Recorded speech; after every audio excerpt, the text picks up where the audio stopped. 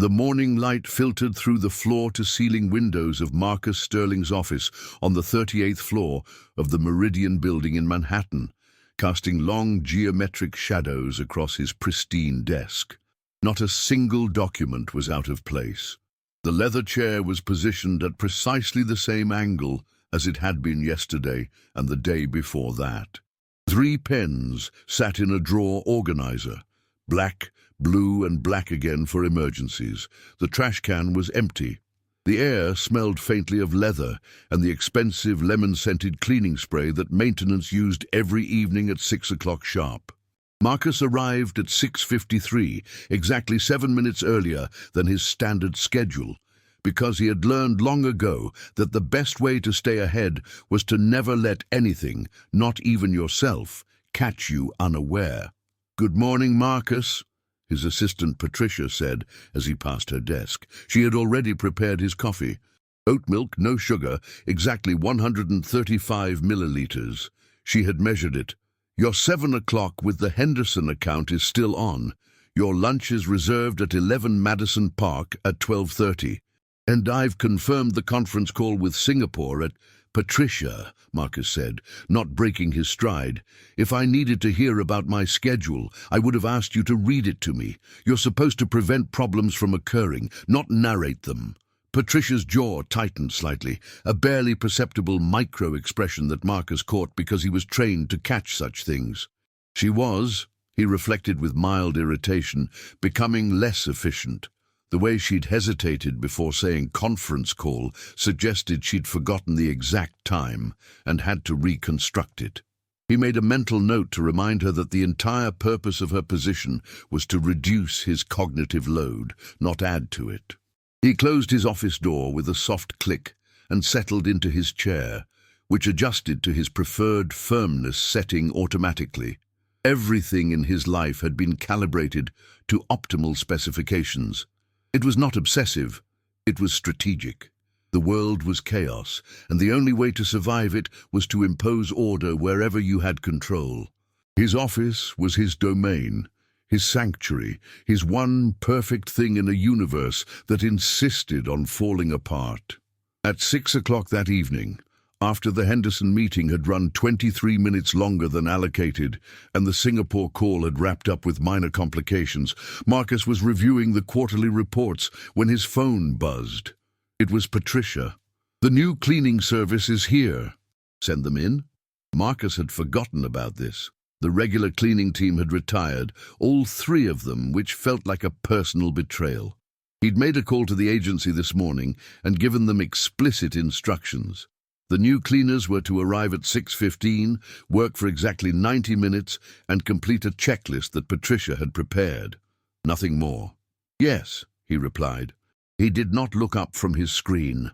What he should have done was look up. He should have walked to the door. He should have prepared himself for the moment when Lily Smith would collide with his perfectly ordered existence with the force of a small, extremely clumsy asteroid. She arrived at 6:17. The first sign was the crash. It wasn't a small crash. It was the kind of crash that made Marcus's spine straighten and his breath catch, the sound of something valuable hitting something hard.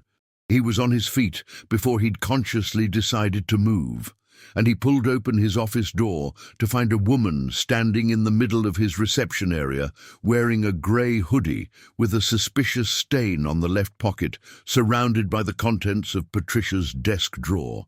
Specifically, the drawer where Patricia kept the decorative items. A small crystal orb, a photo frame, and what appeared to be an expensive pen that Marcus didn't recognize, all of which were now scattered across the carpeted floor like archaeological evidence of a disaster. "Oh my God," the woman said, spinning around so quickly that her ponytail whipped through the air. "Oh my God, I am so sorry. I didn't realize the drawer was stacked so full, and I was trying to move the organizer to dust underneath it, and it just..." She gestured wildly, encompassing the chaos with both hands. "It catastrophically fell apart. I am the worst. Genuinely, the worst." Marcus stared at her. She was young, probably mid to late 20s, with dark eyes that were currently wide with genuine panic and cheeks that had flushed a deep pink. Her hair was escaping from the ponytail in a way that suggested she had been moving quickly and with minimal attention to her appearance. She was, he decided with the clinical part of his mind, a complete disaster. "These items," he said slowly, "should not have been disturbed. I know, I should have." She dropped to her knees and started gathering the objects, but she moved without any systematic approach, simply grabbing whatever was closest. The pen rolled under the couch. "I'm so sorry. I'm new at this. I've been doing cleaning for about 3 weeks, and I usually work in residential spaces, and they're way less precious.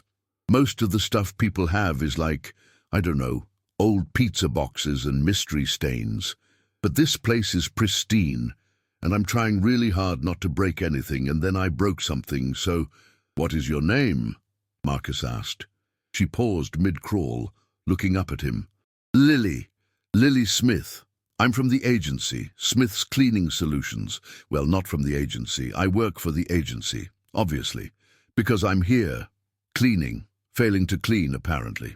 Up close, he could see that her fingernails were short and unpainted, and her hands trembled slightly as she picked up the scattered objects. She was nervous. The kind of nervous that came from fear of losing this job, which meant she probably needed it. He should have felt nothing. Sympathy was inefficient. It clouded judgment. Instead, he felt an uncomfortable flutter of something in his chest that he immediately identified and rejected. "The crystal is not valuable," he heard himself say. "It's decorative. The frame is replaceable." "The pen! Where is the pen?" "Under the couch," she said miserably. He walked over and retrieved it. It was an ordinary ballpoint, nothing special. He handed it to her, and when their fingers brushed, she flinched slightly. "The instructions you were given," he said, "did not include opening or disturbing the contents of desks." "I know, I'm really sorry. Should I just leave?" "Is that what you want? I can tell the agency I didn't work out." She said this in a small voice, already standing, already preparing for rejection. She had expected it. Maybe she'd been expecting it her entire life. Marcus surprised himself. "No," he said. "You may continue, but please adhere to the checklist that Patricia prepared. Do not deviate from it. Do not improvise. Do not, under any circumstances, attempt to reorganize anything." Lily nodded rapidly, relief and residual panic warring across her face. Yes, of course, thank you. I will be so careful. You won't even know I'm here." This was a lie. He would know she was here. He would know because, as she moved through his office over the next hour and a half, he found it impossible to concentrate. She hummed while she worked. Not the same song, but rather a constantly shifting medley of pop songs, classical fragments, and what might have been a commercial jingle. She vacuumed with the aggressive intensity of someone attacking an enemy, pushing the machine in patterns that didn't follow the layout of the room. When she cleaned his desk, he almost stood up to stop her, but she worked around his items with surprising care, treating his notes and pens as though they were sacred relics. At 7:43, as she was attempting to empty his trash can, her hip collided with the corner of his chair, sending it rolling backward and nearly tipping the entire thing over. "Okay, that's it," she said to no one in particular. "I'm a human wrecking ball. Is that what you're thinking? Because that's what I'm thinking." Against his better judgment, Marcus found himself speaking. "You haven't broken anything else." "Give it time," she muttered, positioning herself more carefully as she tried again. She finished at 8:07. Which was 7 minutes beyond the allocated 90 minutes. He should have noted this. Instead, he watched as she gathered her supplies into a bucket and turned to him. "I'll do better tomorrow," she said. "I promise. I'll read the checklist 3 times before I start." "You're scheduled for tomorrow?" "Yeah. The agency put me on a 3-day trial. Monday, Tuesday, Wednesday. If you don't fire me by Wednesday night, I'm permanent." "And if I do fire you?" She shrugged, but there was something fragile in the gesture. "Then I'll figure something else out." I usually do. Not well, but eventually. After she left, Marcus sat in his chair and looked at his office. Everything was clean. Everything was exactly as it had been that morning. The crystal orb was back in the drawer. The pen had been retrieved and placed in his drawer organizer, in a position that was, technically, incorrect. It was blue, and blue pens were supposed to occupy the second position, not the first. He did not correct it. Instead, he sat in the silence of his pristine office and realized that for the first time in 3 years, he was aware of how perfectly, utterly, impossibly quiet it was. Tuesday morning arrived with the inevitability of a debt collector, and Marcus found himself doing something he hadn't done in years, checking the time repeatedly before 6 o'clock. He told himself it was because he wanted to ensure Lily arrived punctually. He did not examine this reasoning too closely. At 6:16, there was a knock on his office door. Not the soft, apologetic knock of yesterday. This was a confident knock. 3 sharp raps that suggested either confidence or recklessness. With Lily Smith, he was beginning to suspect they were the same thing. "Come in," he said, not looking up from the email he'd been pretending to read for the past 4 minutes. She entered with her bucket of supplies, her grey hoodie replaced with a navy one that had a small hole near the hem. Her ponytail was significantly neater today, which somehow made her look more awake and therefore more dangerous. "Good evening," she said cheerfully. "I've come to not destroy your office again. Fingers crossed." Despite everything, his years of emotional discipline, his carefully cultivated indifference to irrelevant variables, his understanding that sentiment was a weakness that successful people could not afford, Marcus felt the corner of his mouth twitch. "Your enthusiasm is noted," he said. "Patricia has updated the checklist. Please follow it exactly." "Already memorized it," Lily announced, pulling the laminated sheet from her back pocket. It was slightly crumpled, as though she'd been sitting on it. "Vacuum west to east, dust high to low, empty trash last. Don't touch anything that isn't explicitly listed. I've got it." She did not, as it turned out, have it. The first incident occurred at 6:34, when she knocked over a mug of coffee that Marcus had left on the edge of a filing cabinet. It wasn't his coffee. He'd finished that hours ago. It was old and congealed, and probably belonged there from yesterday, though he couldn't remember putting it there. The brown liquid spread across a stack of reports like a slowly advancing army. "Oh God, oh God, oh God," Lily breathed, already moving toward it with paper towels. "I'm so sorry. I was reaching up to dust the top of the cabinet and I didn't see it. And is this important? These papers, are they important?" "They were," Marcus said grimly, watching her dab frantically at the spreading stain. Her hands were shaking again. He realized with some surprise that he did not enjoy watching her panic. "However, it appears I have no choice but to consider them destroyed, which means I'll need to request new copies from accounting, which means I'll need to explain to accounting why I need new copies, which means I'll spend approximately 30 minutes on a task that was not scheduled, which means my entire day is now disrupted." He said this in a neutral tone, but he watched as Lily's face crumpled.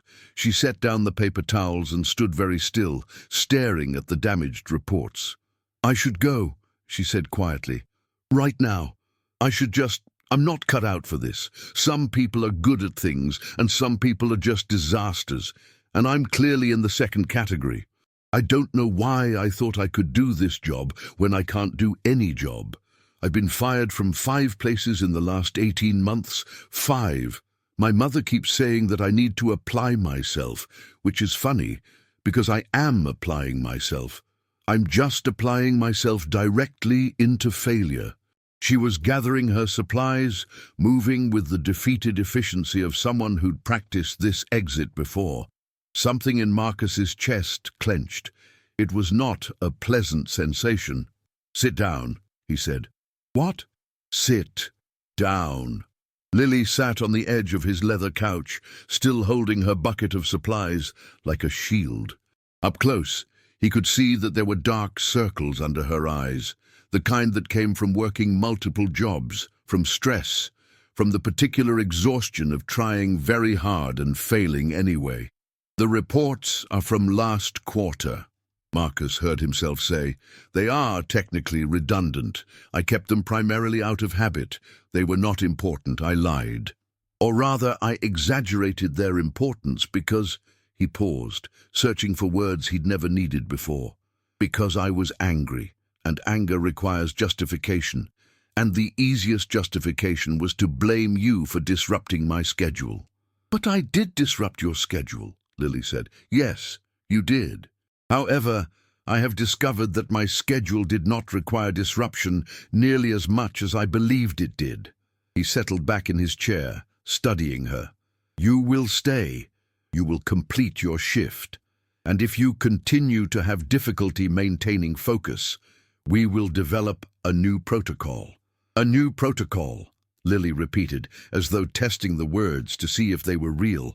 "Yes, I am nothing if not adaptable."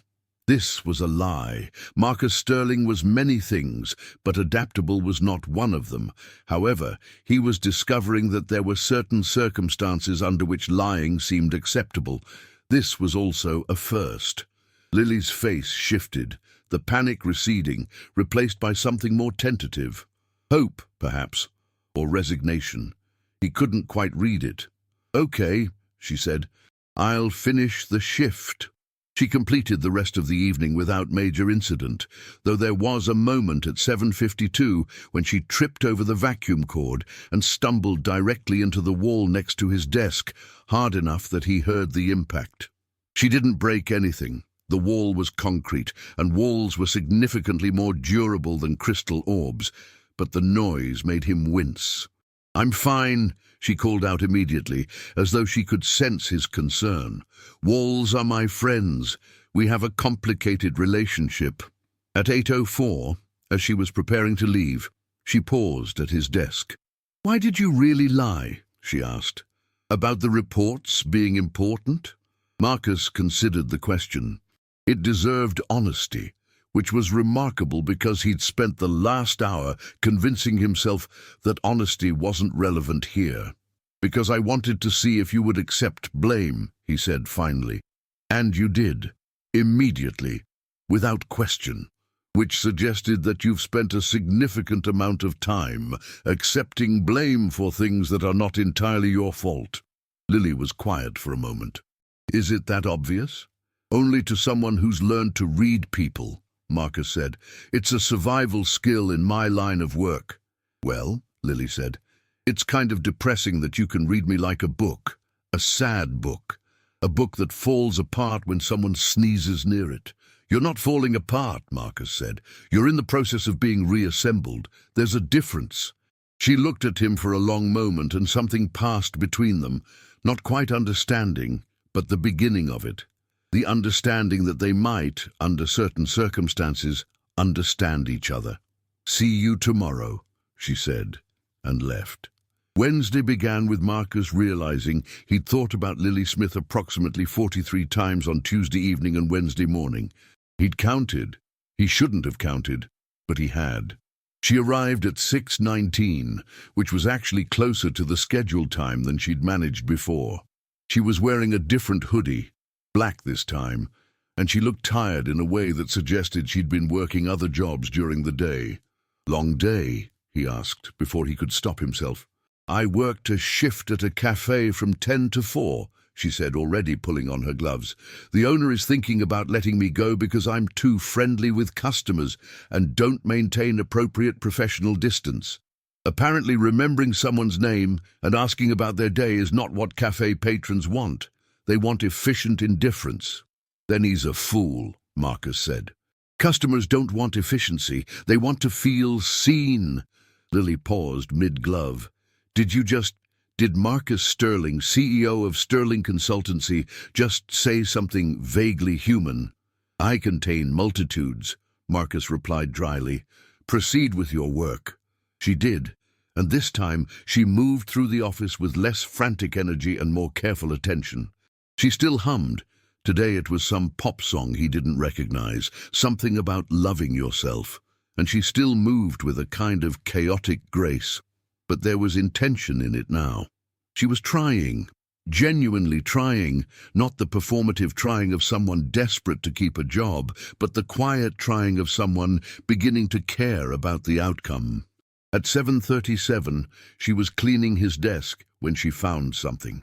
"What's this?" she asked, holding up a photograph that had been hidden under a stack of papers. Marcus's entire body went rigid. "That is not part of the cleaning process." I know, but it fell out when I was dusting and—" She turned it toward him. It was a photograph of Marcus at approximately age 19, with his arm around a girl with dark hair and bright eyes. He looked happy. It was profoundly uncomfortable to see himself looking happy. "Put it away," he said. "Who is she?" Lily asked. "Someone from a previous life," Marcus said coldly. "Someone who is not relevant to current circumstances."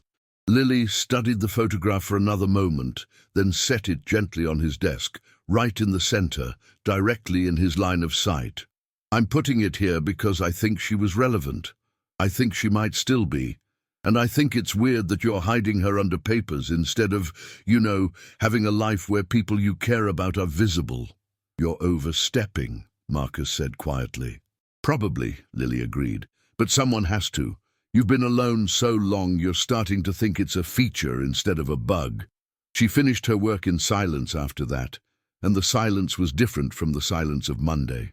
It was charged with something, tension probably, or frustration, or the particular discomfort of being truly seen by someone you've known for fewer than 72 hours. At 8:03, Lily was packing her supplies when she turned to him one more time. "Whatever happened with that girl," she said, "I'm sorry. You don't deserve to be alone." "You don't know what I deserve," Marcus said. "No," Lily agreed, "but I know what I see. And what I see is someone who's built a prison and convinced himself it's a penthouse." After she left, Marcus sat in his office and looked at the photograph. The girl's name had been Catherine. They'd met in college, and for exactly 1 year he'd believed that life could be both ordered and joyful. Then Catherine had asked him to choose between his ambitions and their relationship, and he'd chosen his ambitions.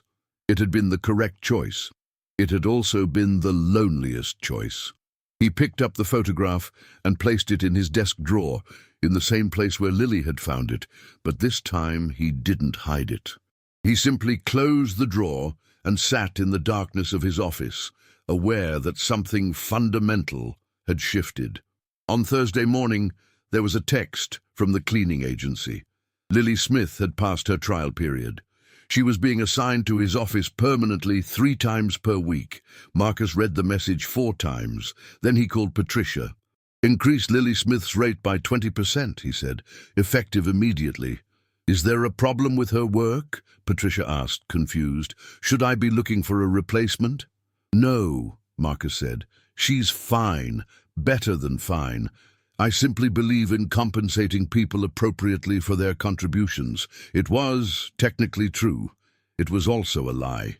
What was true was that for the first time in years, Marcus Sterling was aware of the shape of his own loneliness, and he was becoming increasingly uncertain about whether the price of maintaining it was worth the cost. The following week arrived with the kind of autumn weather that made New York feel like it was between versions of itself. Still warm during the day, but with an edge of cold creeping in at the edges, as though the city couldn't quite decide who it wanted to be. Marcus had noticed this weather change precisely because Lily had mentioned it while cleaning his office on Monday. "It's getting cold," she'd said, rubbing her arms. "I love this time of year. Everything is shifting, nothing is permanent. It's like the whole city is admitting that change is happening whether you want it or not." He'd asked her to elaborate, which was ridiculous because he didn't care about weather philosophy, and yet he found himself asking. She talked for approximately 7 minutes about seasons and metaphors, and how autumn always made her feel like she could start over, like the turning of leaves was giving her permission to turn over a new leaf of her own. He'd listened, instead of working. This was becoming a pattern. By Friday of the second week, something had shifted fundamentally in the texture of their interactions. Lily no longer flinched when she made small mistakes. Marcus no longer pretended to be working when she was in his office. There was, between them, the beginning of ease, the kind that comes when two people start to anticipate each other's patterns. But ease, Marcus was learning, was a dangerous thing. It made you careless. It made you vulnerable. It made you do things like invite someone to stay after their shift was over, because you were afraid of the silence that would follow their departure. On Friday evening at 8:09, Lily was packing her supplies when Marcus heard himself say, "Would you like coffee?" She turned, surprised. "What? Coffee? It's 8 o'clock in the evening. Most people have already had dinner. But I find that I sometimes work late and require caffeine. Would you like some?" "Are you asking me to have coffee with you?" Lily asked slowly, as though testing whether this was a real question or some kind of elaborate prank. "Yes," Marcus said. "That is what I'm asking." Lily sat down on the couch, still holding her cleaning supplies. "Okay, yes, I would like coffee." He made the coffee in the small kitchenette attached to his office, a space he rarely used because Patricia usually brought him coffee prepared exactly to his specifications. But he found that he wanted to make it himself, wanted the small ritual of boiling water and measuring grounds and pouring it into a mug that said "World's Okayest CEO" on it, which he'd apparently received as a Secret Santa gift several years ago, and kept out of sheer irony. When he returned to his office, Lily was looking at the photograph of Catherine. She'd taken it out of his drawer. "You put it back," she observed. "Not hidden, just in your desk where you could see it if you wanted to." "Yes," Marcus said, handing her the coffee. "That's progress," Lily said. She took a sip and made a face. "Oh my God, what is this? Did you use old coffee grounds and regret?" "Oat milk, 2 teaspoons of sugar, and a shot of espresso," Marcus said. "What's wrong with it?" "It's too perfect," Lily said. "Everything about you is too perfect. Perfect coffee, perfect office, perfect schedule. It's inhuman. Normal people make mistakes with their coffee. Normal people grab the wrong ratio of milk to espresso sometimes and just drink it anyway and complain about it for the entire day." "I am not attempting to be normal," Marcus said. "Normal is mediocre." "No," Lily said. "Normal is human. You're trying so hard to be perfect that you're forgetting to be real." They sat in silence for a moment, and Marcus realized that this was the first time Lily had criticized him without immediately backing down. She was speaking to him as an equal, not as an employee to a boss, not as someone desperate to keep a job, but as someone who had enough investment in him to be honest. "Tell me about your previous job," he said. "The one before cleaning. And don't give me the sanitized version. Give me the truth." Lily took another sip of the terrible coffee and settled deeper into the couch. "I was a graphic designer for a marketing firm. Pretty good one, too. I had ideas, and most of them were used, and the clients seemed happy. But my boss decided that I was too creative for the position, which apparently meant I was hard to manage. He said I didn't follow briefs precisely enough. I was always adding my own interpretations." "You were fired for being too creative," Marcus said. "I was fired for not being controllable," Lily said. "Which, fair. I'm not very controllable. I have thoughts and I have feelings, and I think those should matter. But I also understand that in the corporate world, those things are basically liabilities. You're supposed to be efficient, professional, emotionally neutral." "Is that what you think I want?" Marcus asked. "Isn't it?" "No," Marcus said, surprising himself. "I think I've been operating under the assumption that I want that, but I'm beginning to suspect that what I actually want is something else entirely.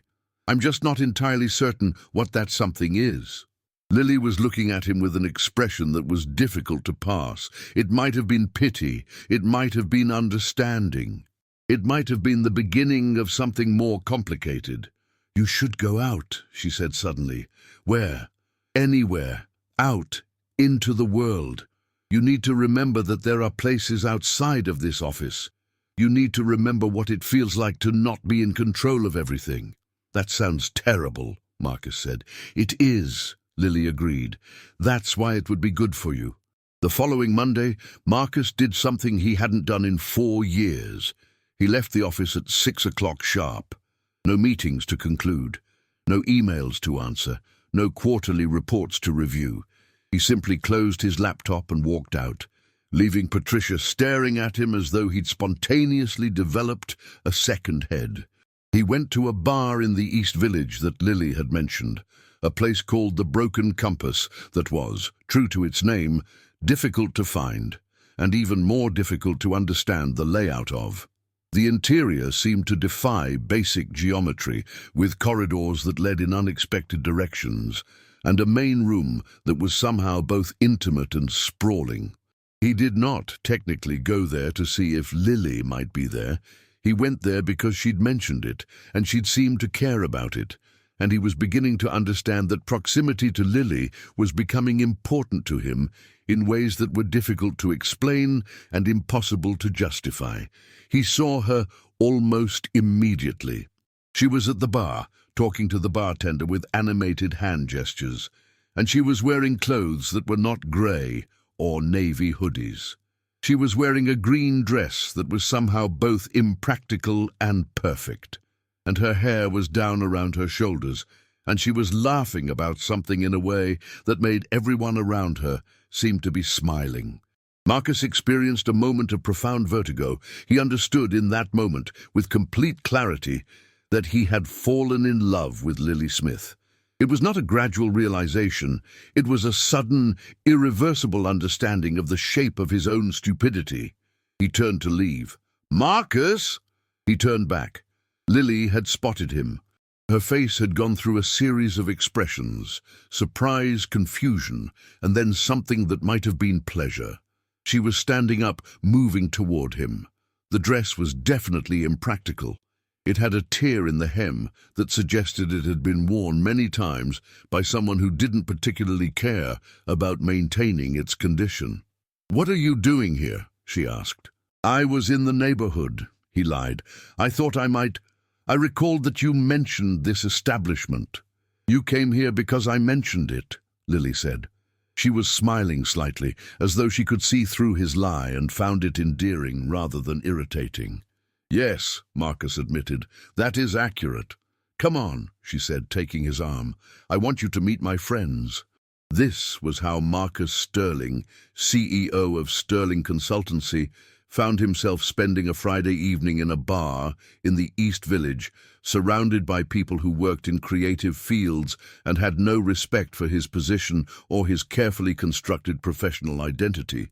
There was James, who was a sculptor and who immediately began criticizing the geometric precision of the bar's architecture. There was Sophie, who worked in theatre and who seemed to find Marcus's entire existence hilarious. There was David, who was a photographer and who kept trying to take pictures of Marcus while he was clearly uncomfortable. They played a game where you had to answer questions about yourself with complete honesty, and Marcus found himself admitting to things he'd never articulated before. That he was afraid of failure, that his perfectionism was a kind of control mechanism born from childhood instability, that he had spent so many years building walls that he'd forgotten what it felt like to not be alone. Lily watched him the entire time, her expression soft and focused, as though she was seeing him for the first time and was determined not to miss a single detail. At midnight, as the bar was beginning to thin out, Lily walked him to the street. The night air was cold now, properly cold, the kind that required jackets and made breath visible. The city was quieter than it was during the day, but not peaceful. New York was never peaceful. It just had different kinds of noise. "I'm glad you came," Lily said. "Your friends think I'm ridiculous," Marcus said. "They think you're human," Lily said, "which is better." Marcus wanted to kiss her. The desire was so strong that it felt physical, like something that had weight and substance, but he held back because there were variables he hadn't accounted for. The difference in their positions at work, the instability of her employment, the fundamental incompatibility of their approaches to life. "I should go," he said instead. "Yeah," Lily said, but she didn't move. "This complicates things," Marcus said. "Everything complicated is worth doing," Lily replied. "Nothing worth doing is simple." The following week was the worst week of Marcus's professional life, which was saying something because he'd negotiated a $40 million merger and survived a hostile takeover. But those things were easy compared to the work of maintaining professional distance from someone you had fallen in love with. He watched her clean his office and was acutely aware of every movement she made. He listened to her hum and was aware that her voice was the most pleasant sound in his day. He maintained careful distance and was aware that the distance was causing him actual physical pain. On Wednesday evening, Lily arrived to find him in a meeting that had run over. She waited, which was professional, but she kept catching his eye across the conference room, and he kept catching hers, and by the time the meeting ended, they were both vibrating with tension. As soon as the last person left, Marcus closed his office door. "This can't continue," he said. "What can't?" Lily asked, though she clearly knew exactly what he meant. "This situation, this dynamic, it's becoming impossible to maintain professional boundaries." "So don't," Lily said simply. "Maintain them, I mean. Stop." "I can't do that." "Why not?" "Because you work for me." "Because there's a power imbalance. Because if things go wrong, it could impact your employment." "So fire me," Lily said. "Problem solved. Then there's no power imbalance, and we can—" "No," Marcus said firmly. "I'm not firing you. That's the opposite of what I want." "Then what do you want?" Lily asked. She was very close now, close enough that he could see the small flecks of gold in her eyes, close enough that her breath was warm against his face.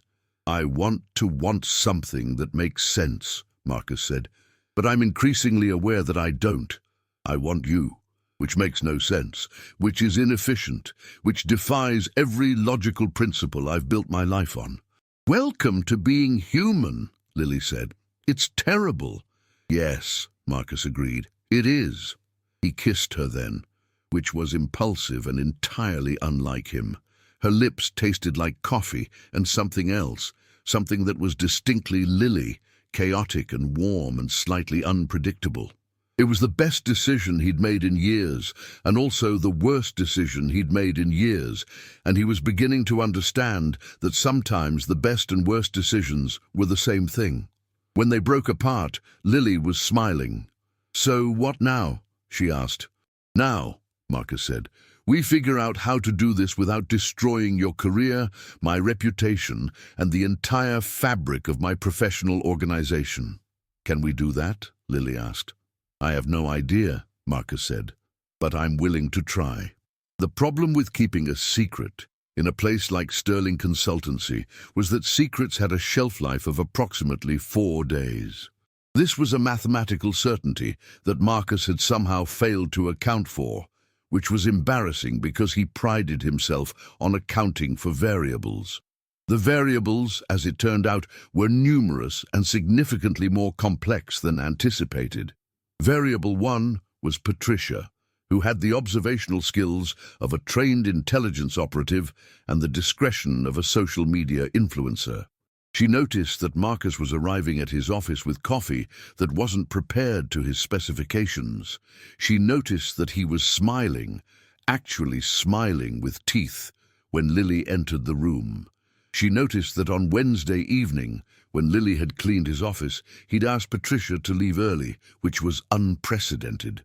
By Thursday morning, the entire executive floor knew that something was happening between the CEO and the cleaning staff. By Thursday afternoon, it had reached the middle management level. By Friday, it was approaching mythological status, with increasingly elaborate theories about what exactly was transpiring on the 38th floor after 6 o'clock.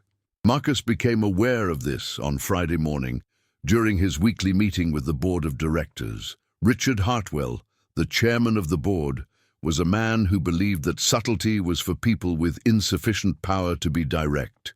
He was 63 years old, had been divorced twice, and was on his third marriage to a woman half his age.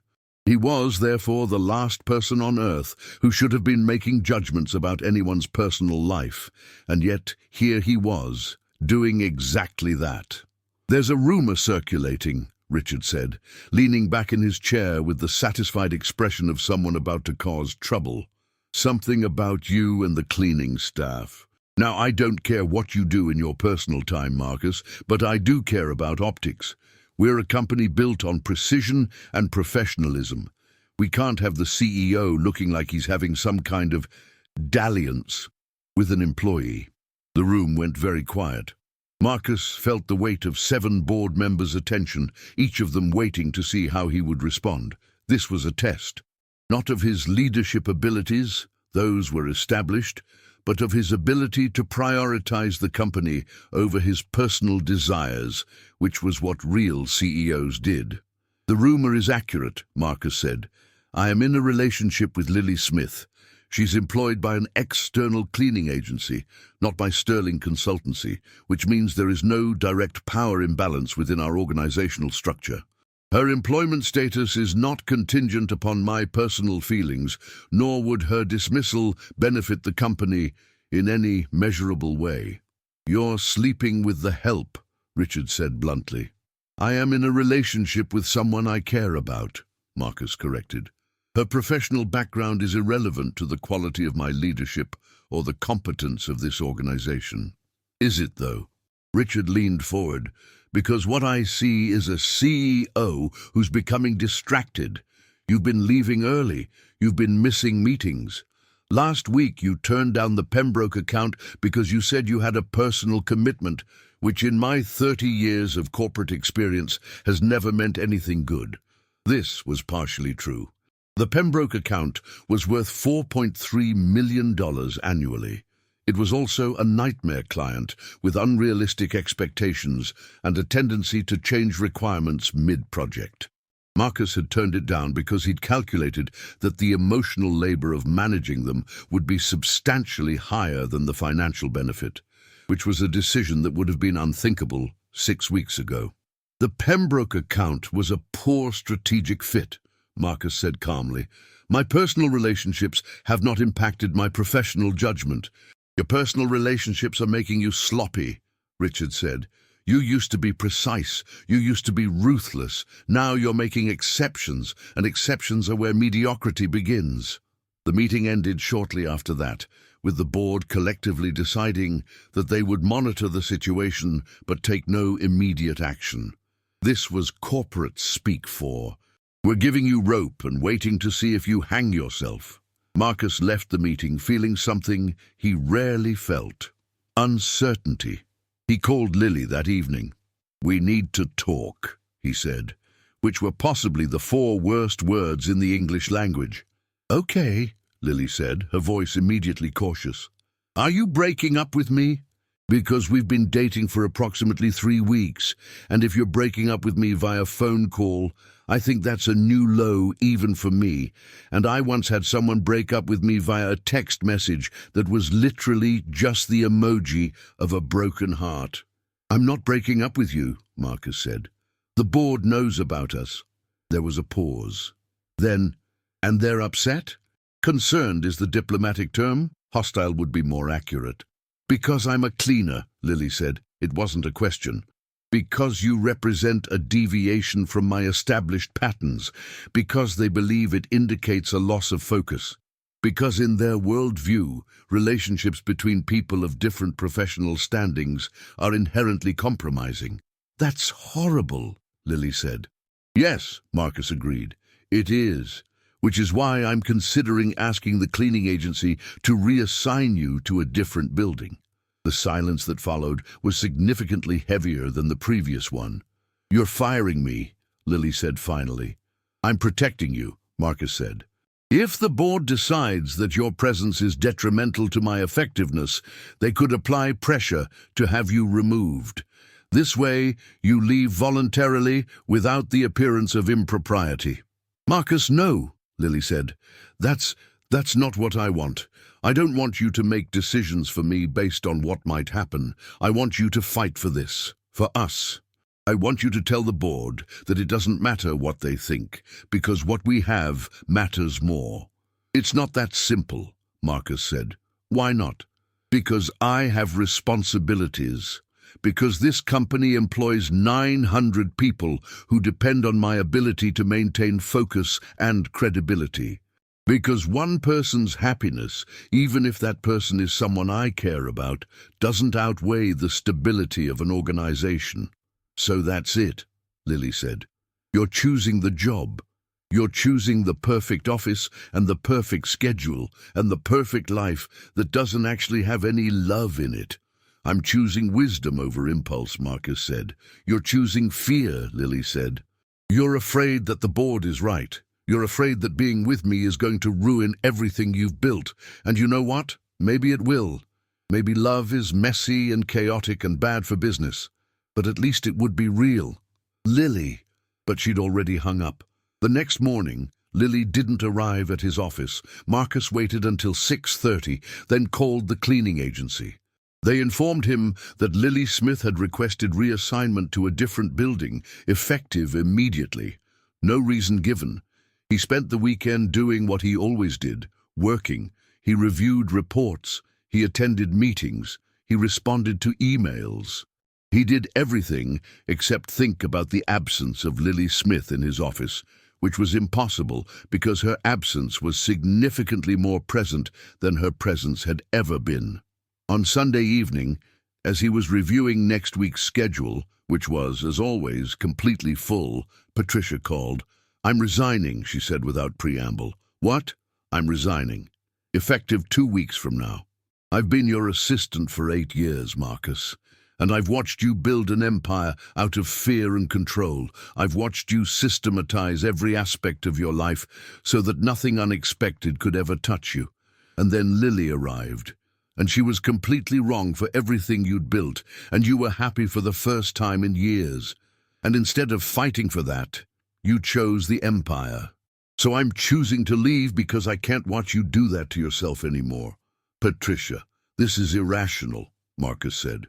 "Yeah," Patricia agreed. "Welcome to being human." She hung up.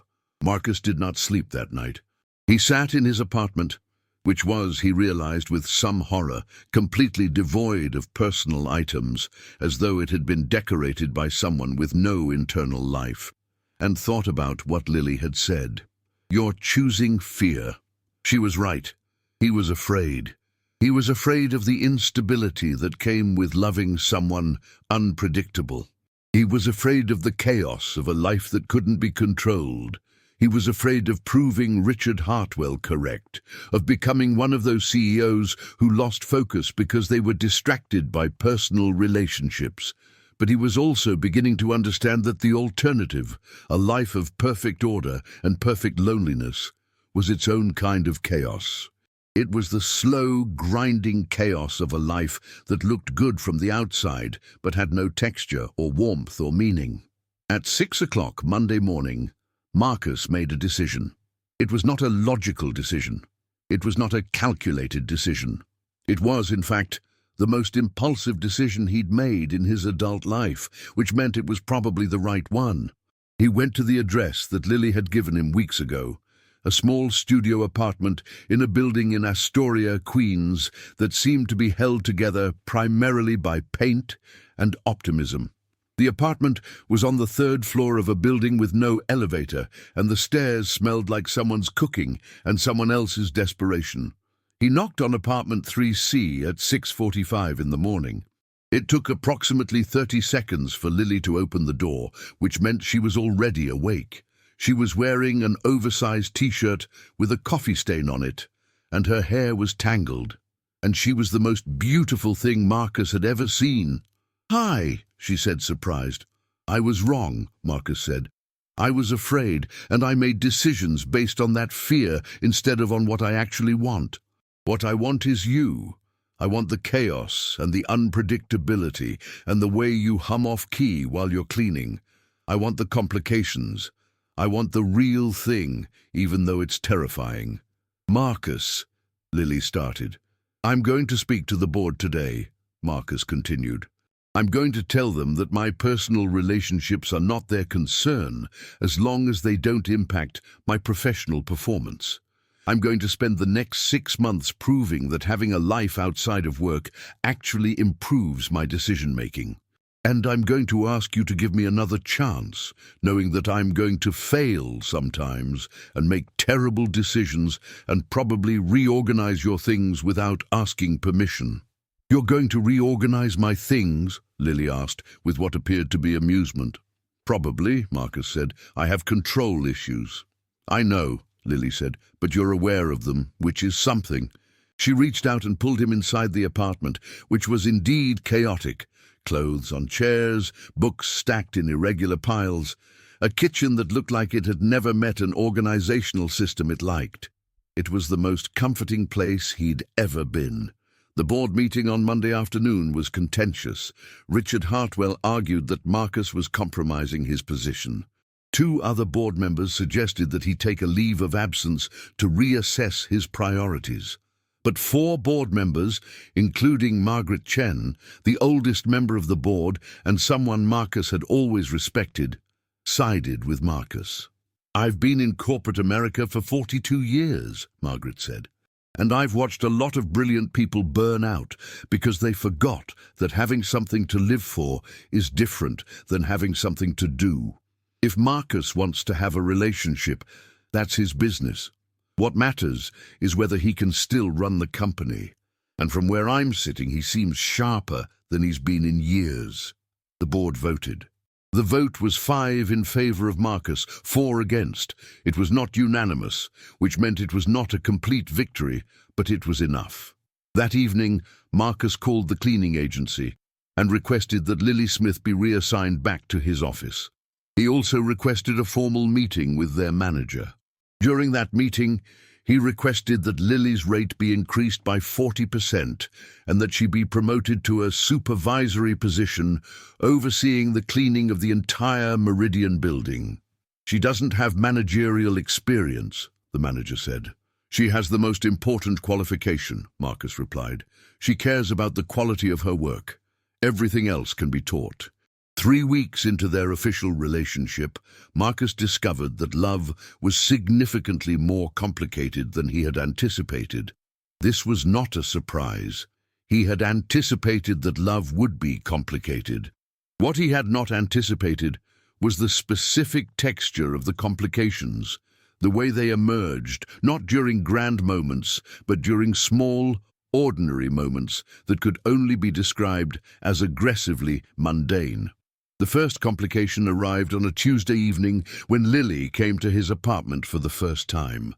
His apartment was in a luxury building in the Upper West Side, with doorman and climate control and the kind of silence that came from money insulating you from the normal sounds of human existence. Lily stood in the center of his living room and stared at the space as though it was a museum exhibit titled "A Man Who Does Not Know How to Live." "This is very," she searched for words, "beige." "It's minimalist," Marcus said defensively. "It's a beige void," Lily said. "Where are your things? Where are the items that suggest you have interests or hobbies or a personality? This looks like a hotel room designed by someone who has never felt joy." "I work a lot," Marcus said. "I don't have time for hobbies." "Everyone has time for hobbies," Lily said. "What you don't have is interest in things that aren't related to work, which is sad, Marcus. That's genuinely sad." She began moving through the apartment, opening closets and drawers as though she had every right to access his private spaces. In the bedroom, she found his closet, which contained approximately 30 versions of the same suit in slightly different shades of gray and black. "Oh my God," she said. "You're wearing a uniform. You're literally wearing a uniform, but it costs like $1,000 per piece." "It's efficient," Marcus said. "I don't have to waste cognitive resources on selecting clothing." "You're not saving resources," Lily said. "You're outsourcing your entire sense of self to a designer. This is what control looks like when it becomes pathological." "Duh! Are you going to criticize my entire life? Or is there a point to this conversation?" Marcus asked, with what he hoped was patience, but was probably coming across as irritation. "The point," Lily said, turning to face him, "is that you need to actually live, not just exist in spaces that are optimized for efficiency. Live, experience things that are inefficient and chaotic and don't have a measurable return on investment." "I'm dating you," Marcus pointed out. "That's inefficient and chaotic." "That's a start," Lily said, "but we need to do more. We need to actually build a life together, not just carve out time for each other between your scheduled commitments." This was how Marcus found himself attending a painting class on Saturday afternoon at a community centre in Red Hook, alongside approximately 15 other people who were, based on observable evidence, significantly better at painting than he was. His painting looked like a geometric shape had had an existential crisis. Lily's painting was vibrant and slightly unfinished, which apparently was intentional and made it more interesting rather than less. "Art is about the intention," the instructor said, studying Marcus's painting. "The technical execution is secondary. What feeling are you trying to convey?" "Confusion," Marcus said. "I'm trying to convey confusion." "Well, you succeeded," the instructor said kindly. On Sunday, Lily took him to a thrift store in Brooklyn, where she spent 3 hours finding vintage furniture and clothing that she claimed would add personality to his apartment. She bought a lamp with a shade that was patterned with small cats, a throw pillow with an inexplicable pattern of watermelons, and a painting of what appeared to be a sad heron contemplating existence. "This is terrible," Marcus said, looking at the heron painting. "It's amazing," Lily said. "It's so sad, but like in a beautiful way. In a way that makes you think about mortality and isolation and whether we're all just heron paintings trying to find meaning." "That's a lot to get from a painting of a bird," Marcus said. "That's because you're not really looking," Lily said. "You're just seeing." A deal. She rearranged his apartment that evening, moving furniture into configurations that Marcus found immediately uncomfortable because they didn't maximize traffic flow. She hung the sad heron on the wall facing his bed, which meant the first thing he saw when he woke up was existential avian despair. She put the watermelon pillow on his couch, which was grey Italian leather and now looked like it had been decorated by someone with no access to design education. It was horrible. It was also, he realized after 2 days, genuinely wonderful. His apartment had become a space that reflected someone's actual taste instead of optimal efficiency. The second complication was work-related and significantly more serious. 2 weeks after Marcus and Lily began officially dating, a mid-level manager named Derek Patterson, who had previously worked in human resources and harbored what Marcus suspected was personal resentment about not being promoted to a senior position, approached Marcus with a concern. "I'm not sure if you're aware," Derek said, settling himself in Marcus's office with the casual entitlement of someone planning to waste his time. "But there are some concerns about the cleaner you've been dating." "Concerns?" Marcus said, not looking up from his work. "Yeah, I mean, she's literally cleaning the building. That's a janitor, essentially. And you're the CEO. It just looks questionable. Like, professionally, I'm wondering if there's a conflict of interest here." "There is no conflict of interest," Marcus said. "Lily is employed by an external agency. She reports to that agency, not to me. Her employment is not contingent on my personal feelings." "Right, but she's literally cleaning the building where you work," Derek pressed. "What if she decides to access confidential information? What if she's using her position to—" "Stop," Marcus said. "What you're suggesting is that Lily Smith is somehow taking advantage of our relationship to commit corporate espionage. Is that accurate?" "I'm just saying people wonder," Derek said weakly. "People," Marcus said coldly, "are small-minded. Lily has access to the same areas of the building that any cleaning staff would have.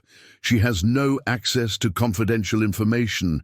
She has no motivation to access confidential information. And frankly, Derek, your concern sounds less like professional vigilance and more like personal judgment about my choice of partner, based on her professional background. I'm just concerned about optics, Derek said. Your concern is noted and disregarded, Marcus said. You can go now. But the interaction left a sour taste in Marcus's mouth, not because Derek had said anything particularly damaging, but because it highlighted a reality he'd been trying to ignore. No matter what he did, no matter how rational his arguments, some people would always see Lily as someone of a lower status than him, someone whose presence in his life was inherently questionable. He mentioned this to Lily that evening. "Yeah," she said, not sounding particularly surprised. "That's going to happen. There are people who think it's weird that you're dating someone who cleans for a living. Those people are assholes, but they exist." "It's not fair," Marcus said. "No," Lily agreed. "It's not. But fairness is a luxury that only applies to people in power. For everyone else, it's just kind of the baseline reality. So what do we do about it?" "We ignore them," Lily said. "Or we acknowledge that they exist and decide that their opinions don't matter enough to change what we're doing. That requires a level of emotional resilience that I'm not sure I possess," Marcus said. "Yes, you do," Lily said. "You're just used to using your intelligence as a defense instead of your heart, but you're learning." The third complication was entirely unforeseen and arrived in the form of Lily's mother. Susan Smith was a woman in her early 60s who had spent her entire life in upstate New York and had developed opinions about everything based on a combination of personal experience and what she read in magazines from the 1990s. She arrived at Lily's apartment on a Saturday afternoon without warning after Lily had casually mentioned that she'd be home alone. Marcus was there. He was in fact actively rearranging Lily's kitchen because he'd noticed that her spice rack was organized by color rather than alphabetically, and this was causing him genuine stress. "Who are you?" Susan asked, standing in the doorway with a suitcase and the expression of someone who had prepared herself for her daughter to be living in squalor, but had found her living in squalor with a man present. "Mom," Lily said, jumping up from the couch. "Oh my God, you said you were coming next month." "I changed my mind," Susan said, still staring at Marcus. "Plans change, so who is this?" "This is Marcus," Lily said, "my boyfriend." "Your boyfriend," Susan repeated, as though testing the words to see if they were real. "The CEO." "Yes," Marcus said, extending his hand. "It's a pleasure to meet you. Lily has mentioned you frequently." Susan shook his hand with the firmness of someone asserting dominance. "Has she mentioned that she has a history of terrible decision-making?" "Because that's something you should know." "Mom," Lily said, mortified. "I'm not being mean," Susan said, settling herself on Lily's couch and depositing her suitcase next to it, as though claiming territory. "I'm being factual. You dropped out of art school. You quit your job as a designer without having another job lined up. You've been through approximately 5 different career paths in the last 3 years. And now you're dating someone who is significantly wealthier and more successful than you. I'm allowed to be concerned." "I'm not concerned," Susan continued, "about what you're doing. I'm concerned about why you're doing it. Are you trying to fix your life by attaching yourself to someone else's success? Because that's a pattern in your family, and it's never worked out well." "That's not what this is," Lily said quietly. "Isn't it?" Susan turned to Marcus. "What are your intentions here? Are you planning to marry my daughter? Or are you just going through a phase where you've decided you want to date someone from a different tax bracket?" Marcus had been preparing for a hostile parent interaction since approximately the moment Lily had mentioned her mother. He had researched common objections and prepared responses. What he had not prepared for was the specific clarity of Susan's observations. "I don't have clearly defined intentions," Marcus said honestly. "I care about Lily. She makes me a better person. I'm aware that we come from different backgrounds, and I'm also aware that those differences create complications. But I'm not interested in using her, or fixing her, or saving her. I'm interested in building something real with her, knowing that it will be difficult and that we'll probably make mistakes." Susan studied him for a long moment. "You're good at the corporate speak," she said finally. "But do you actually mean it, or are you just telling me what you think I want to hear?" "I mean it," Marcus said, "though I also recognize that my sincerity is something you have no reason to believe based on a 5-minute conversation with someone you just met." "No," Susan agreed, "it is not. However, you're not completely terrible, which is more than I can say for the last boyfriend." She stayed for 3 days. During those 3 days, Marcus learned more about Lily's history than she had told him directly. He learned that Lily's father had abandoned the family when Lily was 12. He learned that Susan had worked as a nurse for 40 years to support Lily and her younger brother. He learned that Lily's erratic career path was partly the result of genuine uncertainty about what she wanted, and partly the result of trying to live up to her mother's sacrifices by being extraordinarily successful, which had created a paradox where the fear of failure led directly to failure. He also learned that Susan loved her daughter fiercely and would absolutely destroy anyone who hurt her, which was both comforting and slightly terrifying. On Susan's last evening, she pulled Marcus aside. "She's going to disappoint you," Susan said. "Not because she's a bad person, but because she's human. And she's going to fear that you're going to leave because she thinks everyone always does. So you need to be patient with that fear, even when it's frustrating." "I can do that," Marcus said. "Can you?" Susan asked. "Because patience is not something that people who've spent their entire lives in control are naturally good at. And you seem like someone who's spent their entire life in control." "I'm learning," Marcus said. "Good," Susan said, "because my daughter deserves someone who's willing to learn." The fourth complication was unexpected and arrived in the form of Patricia. Marcus's former assistant had, true to her word, stayed for exactly 2 weeks after announcing her resignation. During those 2 weeks, she'd trained her replacement, a young woman named Jennifer, who was competent but lacked Patricia's ability to anticipate problems. Since Patricia's departure, Marcus had noticed approximately 17 inefficiencies in his administrative systems, including a missed meeting, which had rescheduled, a lost contract proposal, which had been recovered, and a general sense of chaos that he'd previously attributed to incompetence, but now understood was simply the natural state of organizational systems when they weren't being managed by someone who cared about their operation. Patricia returned to his office on a Tuesday evening at 6 o'clock, which was precisely when Lily was arriving to clean. They met at the elevator, and Marcus watched as they evaluated each other, Patricia with the sharp assessment of someone who had opinions, and Lily with the friendly openness of someone who assumed people were good until proven otherwise. "You're Lily," Patricia said. "I am," Lily confirmed. "You're Patricia. Marcus says you were his assistant for 8 years. "I was," Patricia said. "I quit because I couldn't watch him destroy his own humanity anymore. I'm back because I apparently have feelings and can't actually leave." She turned to Marcus, who was experiencing a mixture of confusion and relief at the sight of her. "I've been working at a tech startup for the past 6 weeks. It pays better, it's closer to my apartment, and everyone there is roughly my age. It's better in almost every measurable way, but I was bored. Because you know what? I like managing complex systems. I like anticipating problems. I like being good at something, and I was genuinely good at being your assistant." "Why are you telling me this?" Marcus asked. "Because I'm coming back," Patricia said, "but with new terms. I want to be Deputy Director of Operations, not just an assistant. I want a team under me. I want autonomy in how I manage your schedule and administrative systems.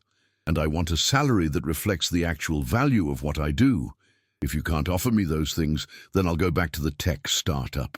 But I think you're going to realize that having someone who actually cares about your success is more valuable than having someone who's just competent." "That's a strong negotiating position," Marcus said.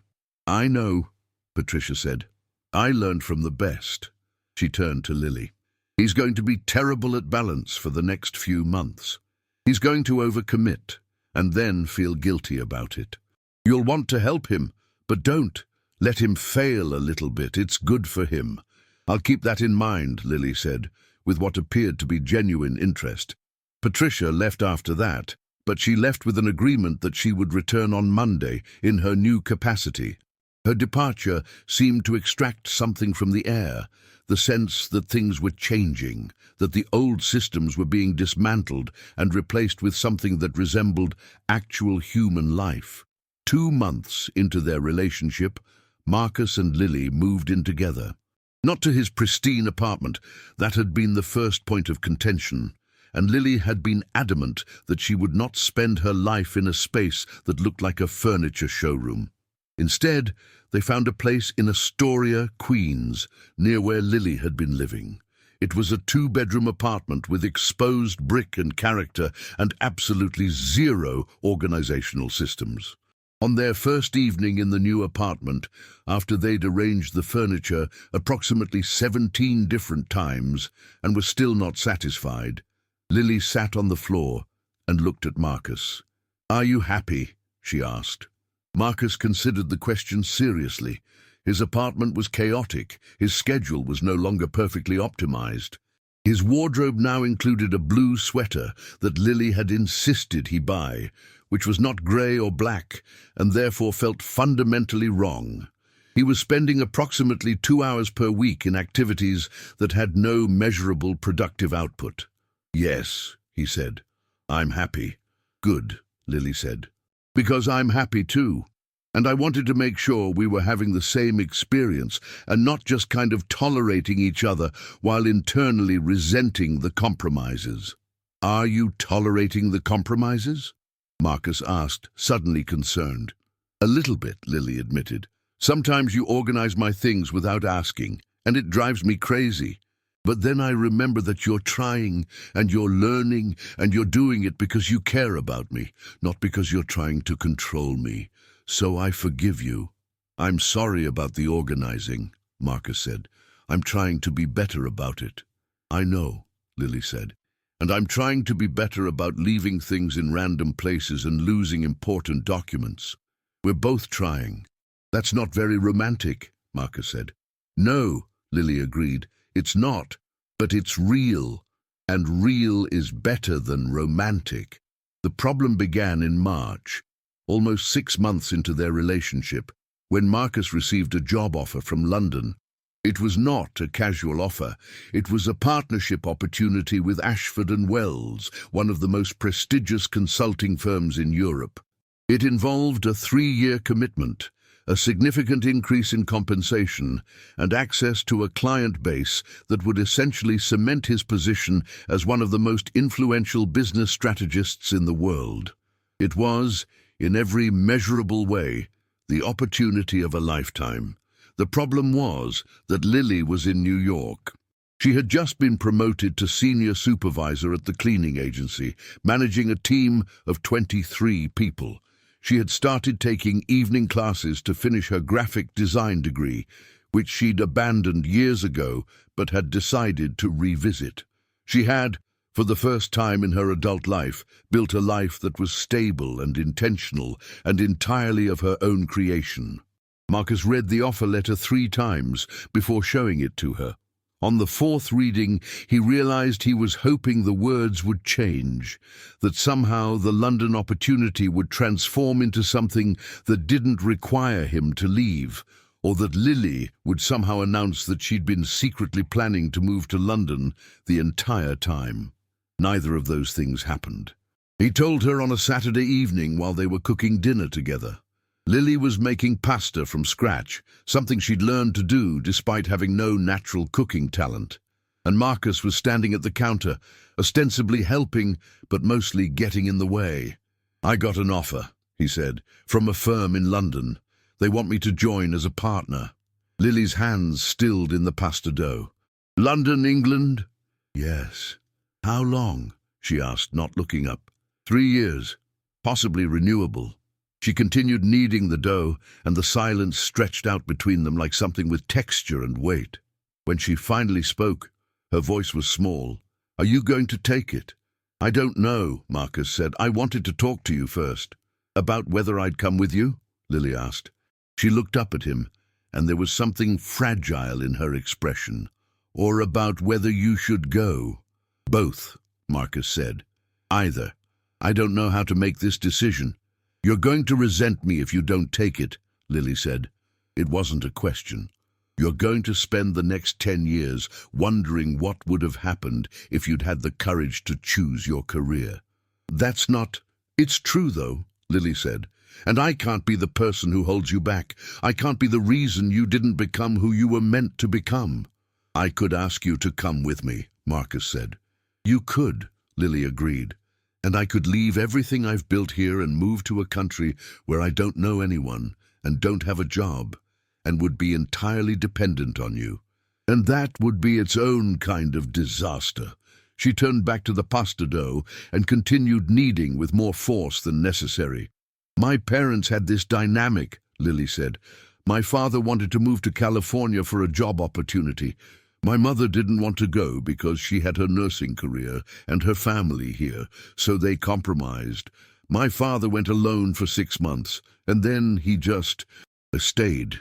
He built a new life there, and it was easier than maintaining 2 lives, and my mother was left with 2 kids and a mortgage, and the realization that she'd been trying to hold on to something that had already left." "That's not going to happen with us," Marcus said. "How do you know?" Lily asked. "How do you know that London won't become easier than New York? How do you know you won't build a life there that you like better than this life? How do you know that you won't realize 6 months in that you were never really that committed to me in the first place?" "Because I love you," Marcus said. "Love isn't always enough," Lily said quietly. "Love is necessary, but it's not sufficient. You also need timing and circumstance and the willingness to stay when staying is hard. And I'm not sure you have that, Marcus. I'm not sure you're capable of choosing something messy and uncertain over something that's clean and certain." "That's not fair," Marcus said. "No," Lily agreed, "but it's true." Marcus spent the next week in a state of profound uncertainty. He went to work. He responded to emails.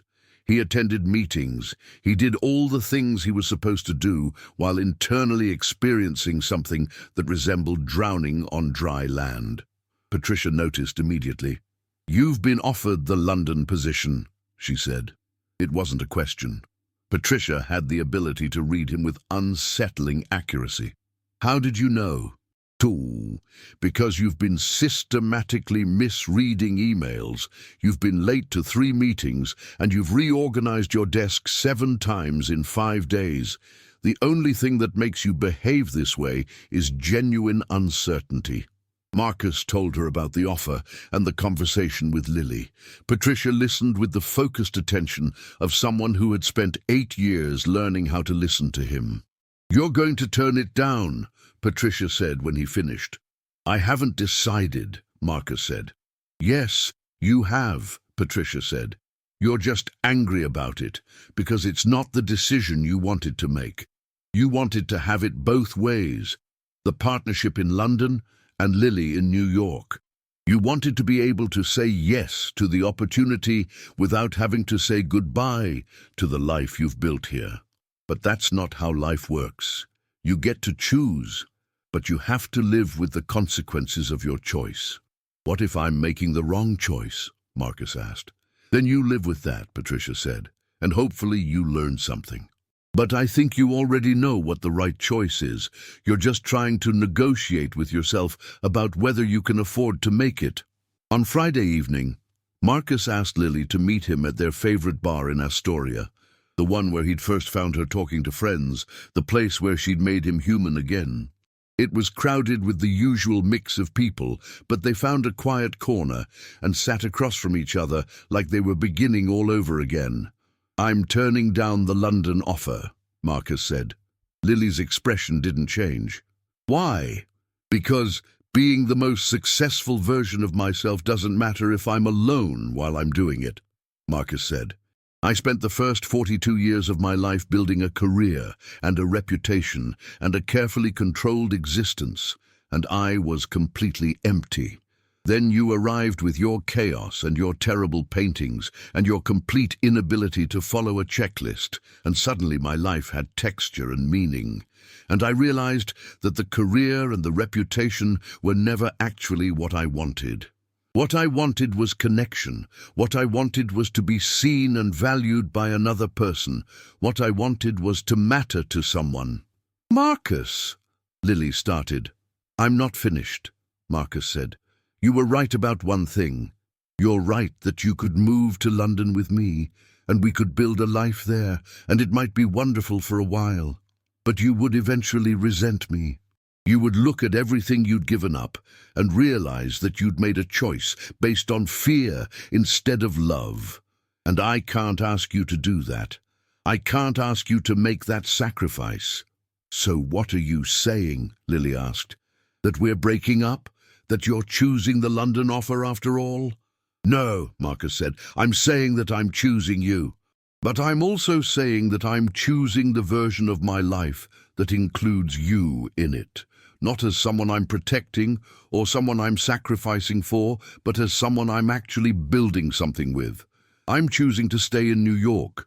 I'm choosing to continue growing Sterling Consultancy from here. I'm choosing to support you finishing your degree and building your career and becoming whatever version of yourself you want to be. And I'm choosing to do all of that without expecting it to fix me or complete me or be the thing that makes my life meaningful." "Why?" Lily asked, and there were tears in her eyes now. "Why would you give up London?" "Because," Marcus said, reaching across the table to take her hand, "I've spent my entire adult life chasing the thing I thought would make me feel successful, and I finally have success. I finally have the title and the compensation and the recognition. And you know what? None of it compares to coming home to you. None of it compares to the feeling of building something real with another person. None of it compares to being loved by someone who sees me, actually sees me, and loves me anyway." "I'm terrified," Lily said quietly. "I'm terrified that you're going to wake up one day and regret this. I'm terrified that I'm not enough to keep you happy. I'm terrified that I'm going to ruin this, the way I ruin everything." "You're not going to ruin it," Marcus said. "And even if you do, even if we both fail spectacularly and have to completely rebuild everything, that will still be better than the alternative. That will still be a real life with real stakes and real meaning, and I'm choosing that. I'm choosing us." Lily came around to his side of the table and kissed him, right there in the middle of the bar in Astoria, with 20 other people watching and probably filming it on their phones. Marcus didn't care. For the first time in his life, he genuinely didn't care about the optics or the perception or the external judgment. He only cared about the fact that Lily was kissing him, and he was kissing her back, and they were choosing each other despite the mess and the uncertainty and the very real possibility of failure. 6 months later, in September, Marcus stood in front of his bathroom mirror and tried to tie a tie that kept moving around because he was shaking. This was ridiculous.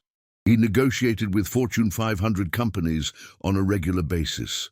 He remained calm in the face of hostile takeovers and employee crises and market downturns. He could not, under any reasonable circumstances, be this nervous about a single event.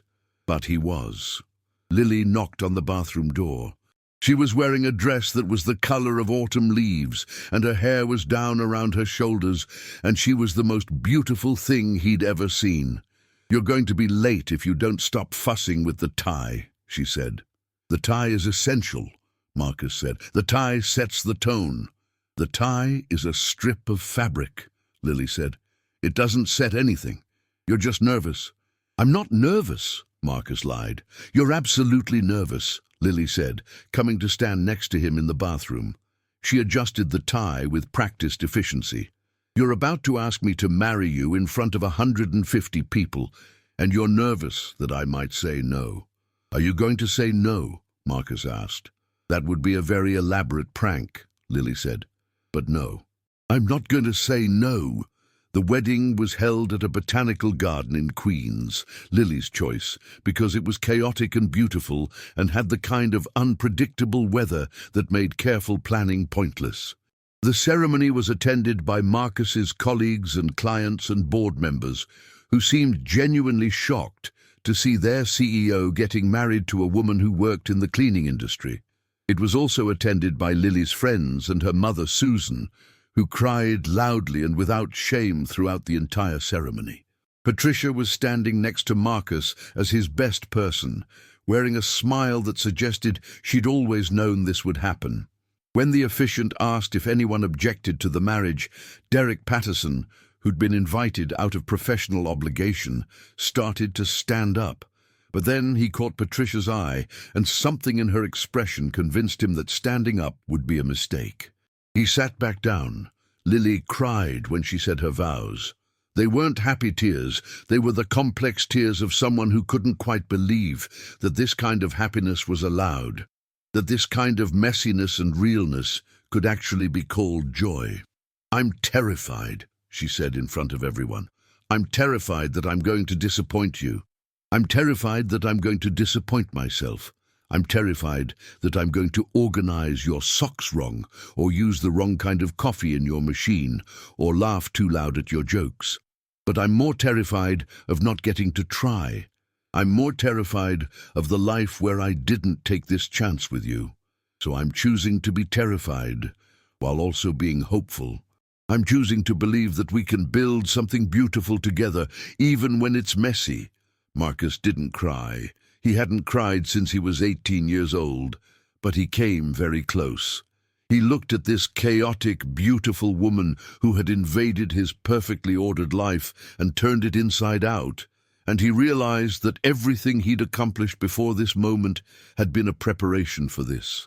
Every promotion, every deal, every carefully constructed success had been leading him to this moment, where he got to stand in front of 150 people and say yes to uncertainty. "I spent 42 years trying to control everything," he said. "I spent 42 years trying to eliminate chaos and unpredictability, and then you arrived, and you dismantled all of that. You made me messy, you made me uncertain, you made me real, and in doing all of that, you gave me the thing I'd been chasing my entire life without knowing it. You gave me a reason to live instead of just a list of accomplishments to collect. So I'm choosing you. I'm choosing the mess. I'm choosing the uncertainty. I'm choosing you for the rest of my life, knowing that it will be harder and messier and more complicated than anything I've experienced. And I'm choosing it anyway because there's nothing else worth doing." 1 year later, Marcus and Lily's apartment in Astoria was significantly messier than it had been a year ago, which was saying something. There were now art supplies scattered across the kitchen table because Lily had returned to painting, not for money or career advancement, but because she wanted to. There were also blue sweaters in Marcus's closet and throw pillows with watermelons, and the sad heron painting had been joined by 2 other equally melancholic bird paintings. On the wall of their bedroom was a pregnancy test showing 2 pink lines. Marcus had found it that morning, when he was, despite everything, despite his best efforts, trying to organize their bathroom cabinet. Lily was still asleep, so he'd made coffee and waited for her to wake up, trying to decide whether he was allowed to be excited about something before she confirmed it officially. When she finally emerged, she immediately noticed that he was holding the pregnancy test. "I was going to tell you at dinner," she said. "I wanted to do something special." "This is special," Marcus said. "This is the most special thing." He pulled her close and she laughed, that same laugh that had drawn him across a bar in the East Village, that had convinced him that chaos wasn't something to be avoided but something to be embraced. "Are you ready for this?" she asked. "A baby is like the ultimate chaos. It's unpredictable and expensive, and it's going to ruin our sleep schedule and our apartment and probably our entire lives." "Yes," Marcus said. "I'm ready."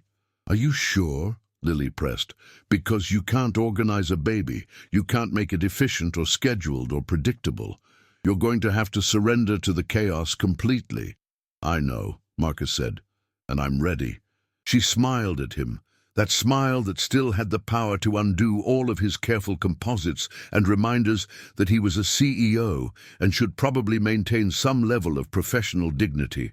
"Okay then," she said, "let's make a mess together. But every ending is also a beginning. Thank you for caring enough to comment, to like, to subscribe. You've made this journey meaningful. Now, if you want to tell me about your mess that needs making, your story, your journey, your beautiful chaos, I'm listening. Because love in all its forms deserves to be told.